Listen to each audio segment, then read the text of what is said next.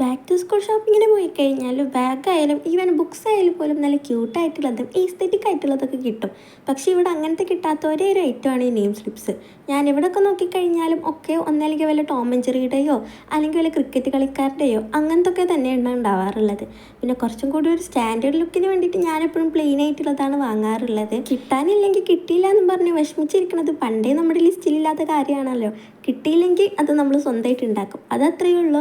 ഇങ്ങനത്തെ name slip ഞാൻ എൻ്റെ സബ്ജക്റ്റ് വൈസ് ബുക്സിൻ്റെ മുകളിൽ അങ്ങനെ ഒട്ടിക്കുന്നില്ലെങ്കിലും റഫിൻ്റെ മുകളിൽ ഞാൻ എപ്പോഴും ഒട്ടിക്കാറുണ്ട് കേട്ടോ. റഫിൻ്റെ മുകളിൽ പിന്നെ നമ്മൾ എന്തൊട്ടിച്ച് കഴിഞ്ഞാലും പ്രശ്നമൊന്നും ഇല്ലല്ലോ, കാരണം ആരും ചോദിക്കാനും പറയാനൊന്നും പോണില്ല. ഞാനിവിടെ ഒരു ഡെക്കറേഷന് വേണ്ടി സ്റ്റിക്കേഴ്സാണ് യൂസ് ചെയ്യണത്. ഈ ഒരു സ്റ്റിക്കേഴ്സ് ഞാൻ എടുത്തിട്ട് കുറേ കാലം. നിങ്ങളുടെ കയ്യിൽ സ്റ്റിക്കേഴ്സ് ഇല്ലാന്നാണെങ്കിൽ എന്തെങ്കിലുമൊക്കെ കുഞ്ഞു ഡൂഡിൽസ് വരച്ചു കൊടുത്താൽ മതി കേട്ടോ. എൻ്റെ കയ്യിൽ പിന്നെ ഉള്ളതുകൊണ്ട് ഒട്ടിക്കുകയാണ്, അല്ലാതെ വരയ്ക്കാൻ മടി ഉണ്ടായിട്ടൊന്നുമല്ല.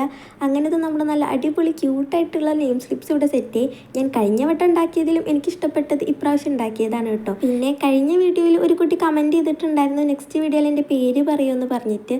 അപ്പോൾ ആളുടെ പേര് ഏഞ്ചല എന്നാണ്. അപ്പോൾ ഏഞ്ചലക്ക് ഒരു ബിഗ് ഹൈ. എന്തായാലും ഇന്നത്തെ വീഡിയോ ഇത്രയേ ഉള്ളൂ. അപ്പോൾ ഓക്കെ ബൈ, ഇനി നാളെ കാണാം.